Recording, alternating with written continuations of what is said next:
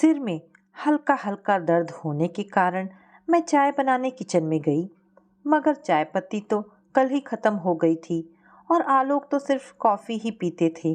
तो मैं भुलक्कड़ निकल गई पास के किराने के दुकान में चाय पत्ती लेने।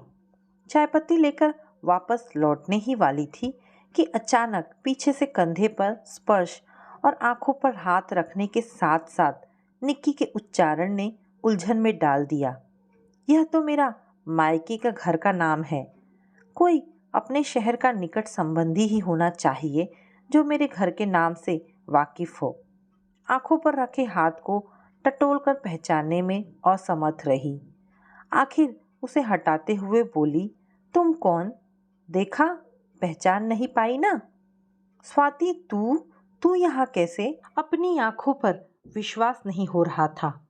कॉलेज में साथ पढ़ी अपनी प्यारी सहेली स्वाति को सामने खड़ी देखकर चेहरे पर खेलती वही चिर परिचित मुस्कान, जीन्स टॉप पहने लंबे खुले बालों में स्वाति आज भी कॉलेज की छात्रा लग रही थी।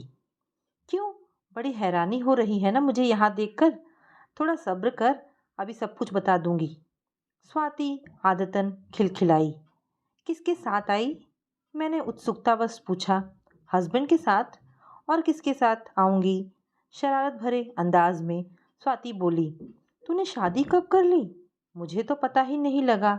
ना इनविटेशन मिला, ना किसी ने चिट्ठी में ही कुछ लिखा। मैंने शिकायत की। सब अचानक हो गया ना, इसलिए तुझे भी चिट्ठी नहीं डाल पाई। अच्छा, मेरे जीजा जी क्या करते हैं? मेरी उत्सुकता बढ़ती जा रही थी। वह बिजली विभाग में ऑपरेटर हैं। स्वाति ने संक्षिप्त उत्तर दिया। क्या? बिजली ऑपरेटर? तू डॉक्टर और वह? मेरे शब्द मेरे हलक में ही अटक गए। अचंभा लग रहा है ना?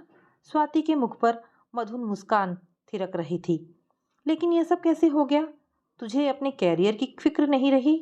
बस कर, सब कुछ इसी राशन की दुकान पर ही पूछ लेगी क्या? चल, कहीं पास के रेस्टोरेंट में कुछ देर बैठते हैं, वहीं आराम से सारी कहानी सुनाऊंगी। रेस्टोरेंट क्यों, घर पर ही चलना। और हाँ, जीजा जी कहाँ हैं? वह किसी कार्य के सिलसिले में कार्यालय गए हैं। उन्हीं के कार्य के लिए हम लोग यहाँ आए हैं। अचानक तेरे घर आकर तुझे हैरान करना चाहते थे, पर तू यहीं मिल गई। हम लोग निसर्ग ग्रीन होटल में ठहरे हैं। कल ही आए हैं, 3 दिन रुकेंगे। मैं किसी काम से इस ओर आ रही थी कि अचानक तुझे देखा तो तेरा पीछा करती यहाँ आ गई। स्वाति चहक रही थी। कितनी निश्चल हंसी है स्वाति की। पर एक बिजली विभाग ऑपरेटर के साथ शादी इसने किस बेस पर की, ये मेरी समझ से बाहर की बात थी। हाँ, तेरे घर तो हम कल इकट्ठे आएंगे। अभी तो चल, किसी रेस्टोरेंट में बैठते हैं। लगभग मुझे पकड़कर ले जाने वाली सी उतावली वह दिखा रही थी। स्वाति को लेकर निकट के ही निधि रेस्टोरेंट में पहुंची। सैंडविच और चाय का आदेश देकर स्वाति की ओर मुखातिब होते हुए मैंने कहा, हाँ अब बता, तेरी शादी वाली बात। मेरी उत्सुकता बढ़ चली थी। इसके लिए तो मुझे मेरा पूरा अतीत दोहराना पड़ेगा, क्योंकि इस शादी का उससे बहुत गहरा रिश्ता है। कुछ गंभीर होकर स्वाति बोली, अब यह सब छोड़, जल्दी बता ना। डॉक्टर होकर बिजली ऑपरेटर के चक्कर में कैसे पड़ गई? 3 भाइयों की अकेली बहन होने के कारण हम तो यही सोचते थे कि स्वाति तो मम्मी पापा की लाडली और भाइयों की चहेती रही होगी, लेकिन स्वाति की जिंदगी के दूसरे पहलू से हम अनजान थे। स्वाति ने अपने अतीत कहानी आरंभ की। बचपन के सुनहरे वर्ष तो लाड़ प्यार में कट गए थे, लेकिन किशोरावस्था के साथ साथ भाइयों की तानाकशी, उपेक्षा, फटकार भी वह पहचानने लगी थी। चूंकि स्वाति के पापा उसे बेटों से अधिक लाड करते थे, अतः भाई उसे मन ही मन चिढ़ने लगे थे। अपने पापा के द्वारा फटकारे जाने पर वे अपने कोप का शिकार स्वाति को बनाते। मम्मी ने इसे हद से ज़्यादा सिर पर चढ़ा रखा है। जो फरमाइशें करती हैं, आनन फानन में पूरी कर दी जाती है। स्वाति का छोटा भाई अपना गुस्सा निकालता, क्यों ना करे पूरे। आखिर 3 भाइयों की अकेली छोटी बहन जो ठहरी, मम्मी पापा का वही सहारा बनेगी, उन्हें कमाकर खिलाएगी। हम तो ठहरे निकम्मे, तभी तो हर घड़ी डांट फटकार ही मिलती है। मंझला भाई अपनी खींच व आक्रोश प्रकट करता। होशियार होने के कारण स्वाति पढ़ाई में हर बार अव्वल आती, चूँकि सभी भाई औसत ही थे, अतः हीन भावना के वशीभूत होकर उसकी सफलता पर जलते व्यंग के तीर छोड़ते। स्वाति, सच बता, किसकी नकल की थी तूने? जरूर इसकी क्लास टीचर ने आंसर बताए होंगे। उसके लिए यह हमेशा फूल, गजरे, ग्रीटिंग कार्ड्स लेकर जाती जो थी। यह सब सुन स्वाति तड़प उठती। माँ से शिकायत करती, लेकिन माँ बेटों को कुछ न कह पाती। अपने नारी सुलभ व्यवहार के इस अंश को वह नकार नहीं सकती थी कि उसका आकर्षण बेटी से अधिक बेटों के प्रति था, भले ही वे स्वाति के मुकाबले 19 ही हो। यौवनावस्था आते आते वह भली प्रकार समझ चुकी थी कि उसके तीनों भाई केवल स्नेह का दिखावा करते हैं। सच्चे दिल से कोई स्नेह नहीं करता, बल्कि वे ईर्ष्या भी करते हैं।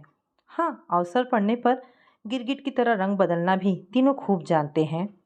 स्वाति मेरी बहन, ज़रा मेरी शर्ट तो प्रेस कर दे, मुझे बाहर जाना है, मैं दूसरे काम में व्यस्त हूँ, खुशामद करता बड़ा भाई कहता।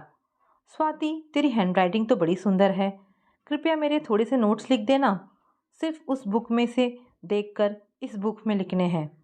बुक पेन थमाते हुए बड़ा कहता। भाइयों की मीठी बातों से वह कुछ देर के लिए उनके उलाहने डांट भूल जाती और झटपट उनके कार्य कर देती।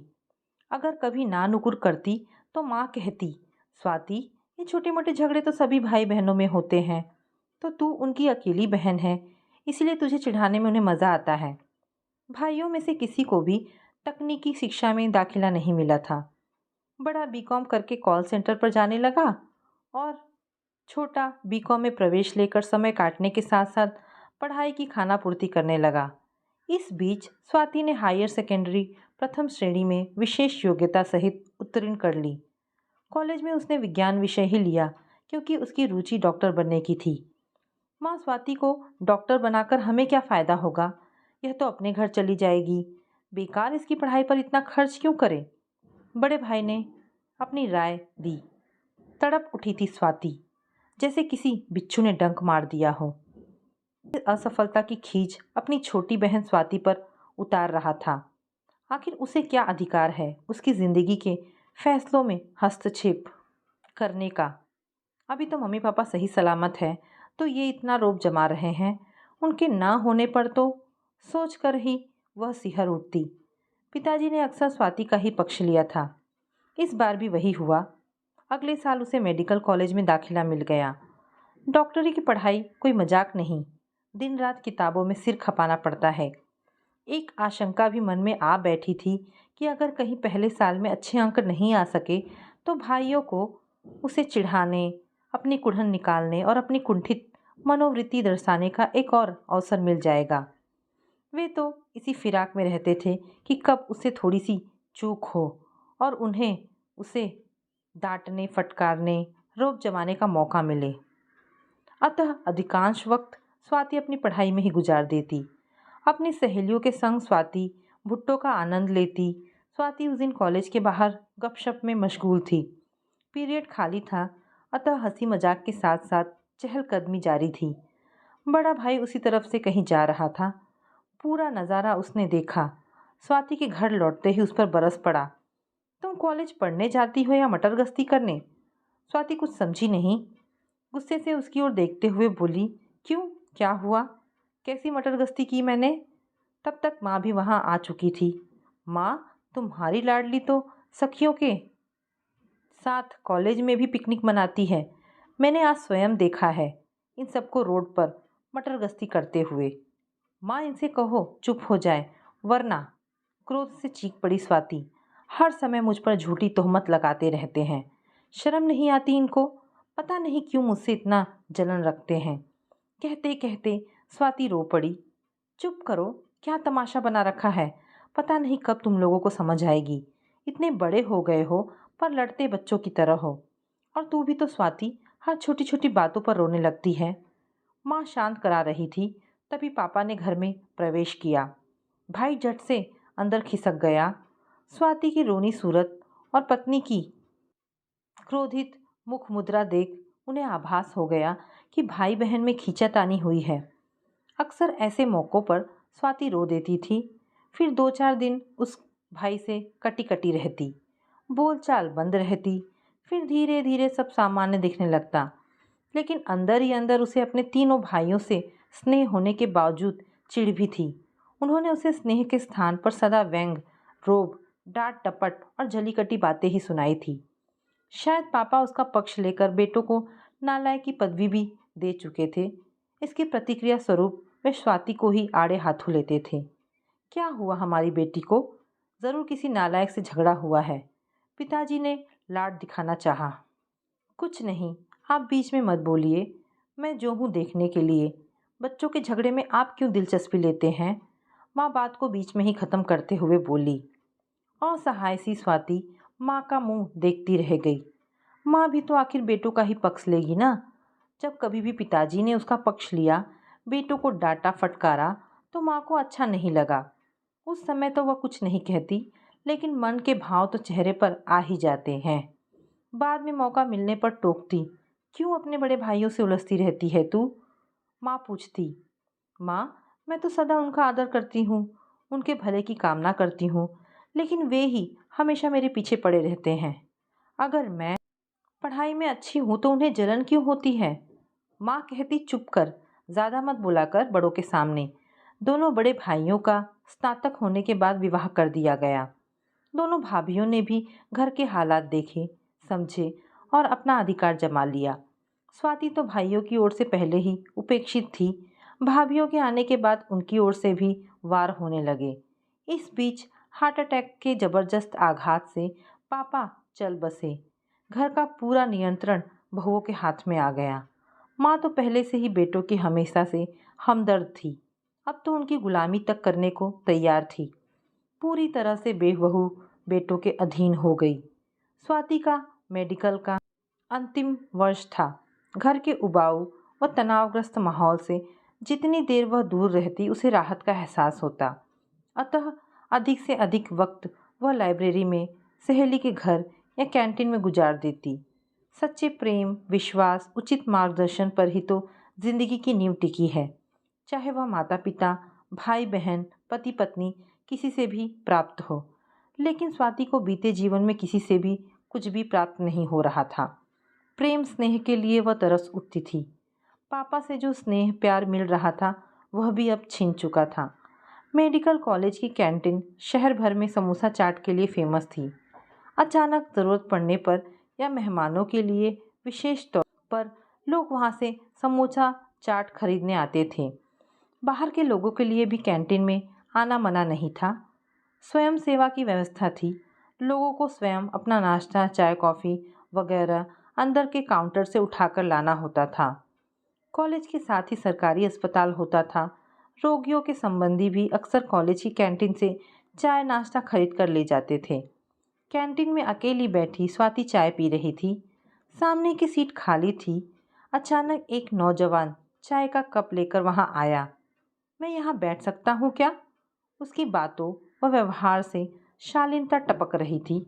हाँ हाँ, क्यों नहीं, कहकर स्वाति ने अपनी कुर्सी थोड़ी पीछे खिसका ली। मेरी मम्मी अस्पताल में दाखिल हैं। बातचीत शुरू करने के लहजे में वह नौजवान बोला। अच्छा, क्या हुआ उनको? किस वार्ड में है? सहज ही पूछ बैठी थी स्वाति। 8 नंबर में है। पथरी हो गई थी उन्हें, ऑपरेशन हुआ है, धीरे से युवक बोला। शाम को घर लौटने से पहले स्वाति अपनी सहेली के साथ वार्ड नंबर 8 में गई तो वहाँ वही युवक अपनी माँ के सिरहाने बैठा हुआ था। स्वाति को देखते ही उठ खड़ा हुआ। आइए ना डॉक्टर साहिबा, अभी तो मुझे डॉक्टर बनने में 8 महीने बाकी है, कहते हुए स्वाति के चेहरे पर मुस्कान तैर गई। उस युवक की माँ ने पूछा, उदय कौन है यह? आंटी जी, मेरा नाम स्वाति है। आज कैंटीन में इनसे मुलाकात हुई तो आपकी तबीयत पूछने आ गई। कैसी हैं आप? उदय को असमंजस में पड़ा देखकर स्वाति ने ही जवाब दे दिया। अच्छी हूँ बेटी, तुम तो डॉक्टर हो, सब जानती होगी। यह देखना ज़रा, कहते हुए एक्सरे व अन्य रिपोर्ट्स उदय की माँ ने स्वाति के हाथ में दे दी। उदय हैरान सा माँ को देखता रह गया। एक नितांत अनजान व्यक्ति पर इतना विश्वास? बड़े ध्यान से स्वाति ने सारे रिपोर्ट्स, एक्सरे देखे और बोली, अब आप बिल्कुल ठीक हो जाएंगी। आपकी सेहत का सुधार संतोषजनक रूप से हो रहा है। माँ के चेहरे पर तृप्ति के भाव आ गए। अगले सप्ताह स्वाति की उदय के साथ अस्पताल में गई। जब भी माँ की तबीयत देखने वह गई, ना जाने क्यों उनकी बातों व्यवहार से उसे एक सुकून सा मिलता था। उदय के नम्र व्यवहार का भी अपना आकर्षण था। उदय बिजली विभाग में ऑपरेटर था। माँ की अस्पताल से छुट्टी होने के बाद भी वह अक्सर कैंटीन आने लगा और स्वाति से मुलाकातें होती रही। दोनों ही एक दूसरे की ओर आकर्षित होते चले गए और आखिर यह आकर्षण प्रेम में बदल गया। अपने घर के सदस्यों द्वारा उपेक्षित प्रेम स्नेह को तरस रही, अपनेपन को ललायित स्वाति उदय के प्रेम को किसी कीमत पर खोना नहीं चाहती थी। वह सोचती माँ और भाई तो इस रिश्ते के लिए कदापि तैयार नहीं होंगे। आखिर बात स्वाति के भाइयों तक पहुंच ही गई। डॉक्टर होकर उस बिजली ऑपरेटर से शादी करेगी? तेरा दिमाग तो नहीं फिर गया? सभी भाइयों के साथ साथ माँ ने भी लताड़ा था। हाँ, मुझे उसमें इंसानियत नजर आई है, केवल पैसा ही सब कुछ नहीं होता। स्वाति ने हिम्मत करके जवाब दिया। देख लिया अपनी लाडली बहन को, तुम्हें ही इंसानियत सिखा रही है। भाभीियों ने भी तीर छोड़ने में कोई कसर नहीं रखी। अगर स्वाति तूने उसके साथ शादी की तो तेरे साथ हमारा हमेशा के लिए संबंध खत्म हो जाएगा। अच्छी तरह सोच ले, भाइयों ने चेतावनी दी। जिंदगी में पहली बार किसी का सच्चा प्यार, विश्वास, सहानुभूति प्राप्त हुई थी। स्वाति उसे खोना नहीं चाहती थी। पूरी बातें उसने उदय के सामने स्पष्ट कर दी। स्वाति, यह ठीक है कि मैं संपन्न परिवार से नहीं हूँ। मेरी नौकरी भी मामूली सी है, आय भी अधिक नहीं है। तुम मेरे मुकाबले काफ़ी ऊंची हो, पद में भी संपन्नता में भी। लेकिन इतना विश्वास दिलाता हूँ कि मेरा प्रेम विश्वास बहुत ऊंचा है। इसमें तुम्हें कभी कंजूसी, धोखा, फरेब नहीं मिलेगा। जो तुम्हारी मर्जी हो चुन लो। तुम पद, प्रतिष्ठा, धन को अधिक महत्व देती हो या इंसानियत, सच्चे प्रेम, स्नेह, विश्वास को, यह निर्णय लेने का तुम्हें अधिकार है, उदय बोला। और फिर परीक्षाएं होने के बाद हमने कोर्ट में जाकर शादी कर ली। मेरी माँ, भाई, भाभी कोई भी शादी में हाजिर नहीं हुए। हाँ, उदय के घर से काफ़ी सदस्य शामिल हुए। तुझसे सच कहूँ, मेरी आंखों में झांकते हुए स्वाति आगे बोली, मुझे अपने निर्णय पर गर्व है। सच मानो, मुझे अपने पति से इतना प्रेम, स्नेह, विश्वास प्राप्त हुआ है जिसकी मैंने कल्पना भी नहीं की थी। अपनी माँ, भाई, भाभीियों से स्नेह, प्यार के लिए तरस रही मुझ बदनसीब को पति व उसके परिवार से इतना प्रेम स्नेह मिला है कि मैं अपना अतीत भूल सी गई हूँ। अगर मैं किसी बड़े डॉक्टर या बड़े व्यवसायी से शादी करती तो धन दौलत व अपार वैभव पाने के साथ साथ मुझे पति का इतना प्रेम स्नेह मिल पाता, मुझे इसमें संदेह है। धन दौलत का तो माँ बाप के घर में भी अभाव नहीं था, लेकिन प्रेम व स्नेह से मैं वंचित रह गई थी। धन दौलत की तुलना में प्रेम का स्थान ऊंचा है। व्यक्ति रूखी सूखी खाकर संतोष से रह सकता है, बशर्ते उसे अपनों का स्नेह, विश्वास, आत्मीयता प्राप्त हो। लेकिन अत्यधिक संपन्नता और वैभव के बीच अगर प्रेम, आपसी विश्वास न हो तो जिंदगी बोझिल हो जाती है। मैं बहुत खुश हूँ, मुझे जीवन की असली मंजिल मिल गई है। अब मैं अपना दवा खाना खोल लूँगी। उदय के साथ मेरी आय मिल जाने से हमें आर्थिक तंगी नहीं हो पाएगी। स्वाति, तू तो बड़ी साहसी निकली। हम तो यही समझते रहे कि 3 भाइयों की अकेली बहन कितनी लाडली व सुखी होगी, लेकिन तूने तो अपनी व्यथा का भान ही नहीं होने दिया। सारी कहानी सुनकर मैंने कहा, अपने दुखड़े किसी के आगे रोने से क्या लाभ। फिर वैसे भी मेरा मेडिकल में दाखिला होने के बाद तुमसे मुलाकातें भी तो कम हो गई थी। मुझे याद आया, स्वाति मेडिकल कॉलेज चली गई तो महीने में ही मुलाकात हो पाती थी। विज्ञान में स्नातक होने के पश्चात मेरी शादी हो गई और मैं यहाँ आ गई। कभी कभार स्वाति की खबर मिल जाती थी, लेकिन उसने कभी अपनी व्यथा के बारे में एक शब्द भी नहीं लिखा। मायके जाने पर जब भी मैं उससे मिली तब मैं यह अंदाज़ा नहीं लगा सकती थी कि स्वाति अपने हृदय में तनाव, मानसिक पीड़ा का समंदर समेटे हुए है। दूसरे दिन आने का वादा करके वह चली गई। मैं बड़ी बेसब्री से दूसरे दिन का इंतज़ार कर रही थी।